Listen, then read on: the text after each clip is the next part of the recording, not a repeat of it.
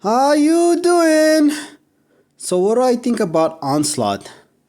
I still believe Kitty Pryde is the best mutant in MCOC and the best champion in MCOC.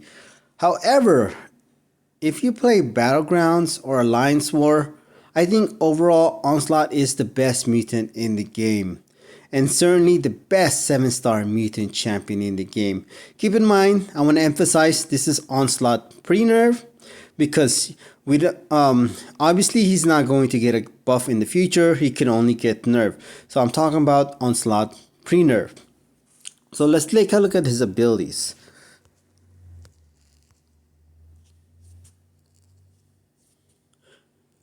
So as you can see here, this is Necropolis. He looks like he's going to be good for Necropolis because he's a ramped up champion, I believe, to maximize his damage. So let's take a look at this one right here when it comes to his abilities.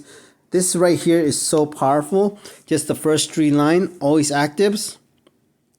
First light and first medium attacks do not make contact with the opponent. So that means he's going to be able to counter opponents like Korg, Atuma, and I believe Electro as well because they don't make contact when it comes to his first light and medium attack. I do believe also his heavy attack as far as what the narrator said on the video, but it's not on the text. Maybe he got nerfed already, I'm not sure. So when it comes to incoming bleeds, incinerate, and shock potency, it's reduced by 150%. You could definitely make an argument being 100% bleed resistant, or even better, 150% bleed and incinerate and shock resistant is better than immunity in most cases, I would say. But there are obviously some cons to that. It's because if an opponent has critical bleeds, stuff like that, they can still bypass resistant. Keep that in mind.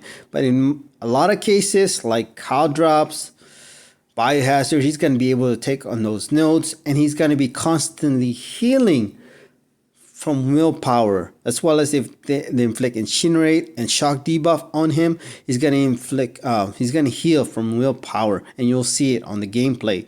Onslaught debuffs also gain 50% increased ability accuracy against skill champion. I do believe he's without a doubt the best counter to skill champions. He's like a human torch against mystic champion. That's how good Onslaught's going to be. And not only that, Onslaught can counter not just skill champions. He's also a good defender as well. One of the best defenders, I believe, in MCOC. So let's take a look at more of his abilities. So as you can see here, Baron Zemo inflicts a bleed on him. And yep, he was healing from the willpower. As you can see here, he doesn't take damage from Mephisto's incinerate. And look at that. And from Tuma's damage, because when it comes to his medium and light attack, and I believe his heavy attack as well, it does not make contact with opponents. Same thing with Korg as well. As I mentioned earlier, he's a ramped up champion. He's going to inflict the most damage to maximize his damage when it comes to longer fights. He has amazing utilities, as you could see from the gameplay as well as from the abilities as you see.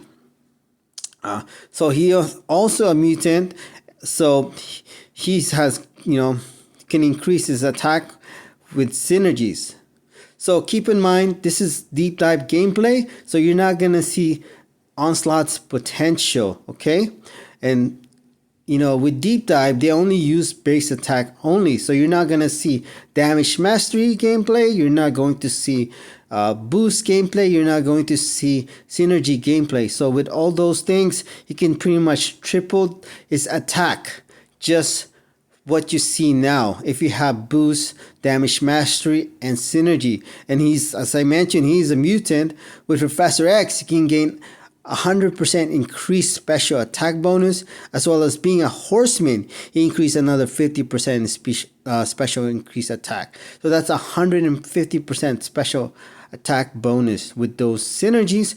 But keep in mind, you do want to have, win with Professor X so that he can get those 4 charges, and preferably win with Apocalypse, not unless you want to just use Cable with him and then revive him. So keep that in mind if you want to gain the maximum damage from him through synergy, to gain that extra 150% special attack bonus with Professor X, and being a horseman as Apocalypse.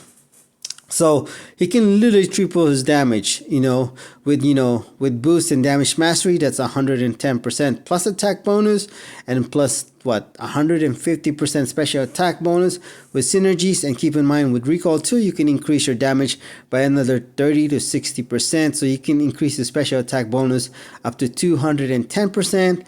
And also, a lot of his damage comes from his special attack, and I think mostly special attack too. He can also reduce opponents' ability accuracy, which is pretty powerful. So he's going to be a really tough defender. What's good about Onslaught is that he's not only good defensively, he's also good offensively. So, unlike Maestro, unfortunately, Maestro is only good defensive-wise. I think Maestro is maybe a little bit better defensive-wise, but when it comes to attack-wise, Onslaught is definitely the better champion. It's unfortunate, like I said, Maestro is not good on offense.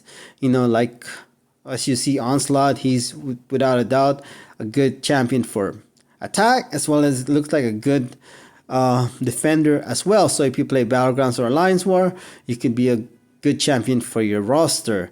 So yeah, I think he's gonna be really, really good. So keep that in mind.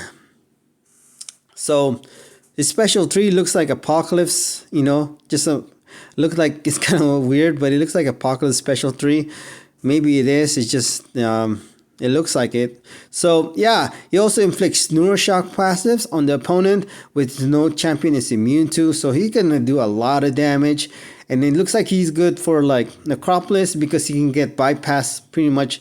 Damage cap with all that damage over time damage he does. So he's gonna be a really good champion. I don't know how many times I'll say it, but he's going to be a really good champion.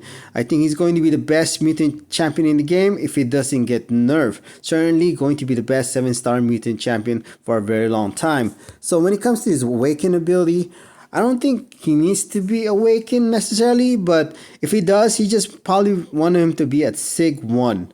I mean, Sig 1, basically, Onslaught can block unblockable special attack from skill champion, as you see from the gameplay just before this. So that can be very good for sure. And then when it comes to down potency, it's going to increase it by another 33% if you have him at max sig. So basically, daunted potency is just going to increase your damage. So the more damage, why not, the better. And then for each non-damaging debuff or non-damaging passive, he increases block penetration by X amount. So this is good if you just want to hit the opponent on the block. But this is mostly, when it comes to block penetration, is for defensive purposes. You do not want to block his special attack. That is not going to be good for you, especially with increased boost from nodes and stuff like that. If you're going up against Alliance War boss Onslaught, you do not want to block his special attack. That's for sure. If you do have him awakened, but a lot of people will probably use a 7-star Onslaught when it comes to the high-end tier war, so he's not going to be awakened for a while. And some whales will probably have him awakened and maybe even max 6, so you want to be careful for sure when it comes to that. Yeah, I think he's going to be a good champion. What else can I say? I know I've said it many times. Also, with synergy, since he's a mutant, he can become 72% poison resistant. So he could be damage mastery friendly for sure because he's already bleed resistant. So yeah, so I think he's going to be good. So keeping that in mind, you do want to have Professor X and Colossus, and having Professor X with 4 charges. If you want to get him like to 72% poison resistance. So he's going to be damage mastery friendly as well. With damage mastery, he doesn't need to be a horseman to become bleed resistant. So that's really good when it comes to Onslaught. Thank you.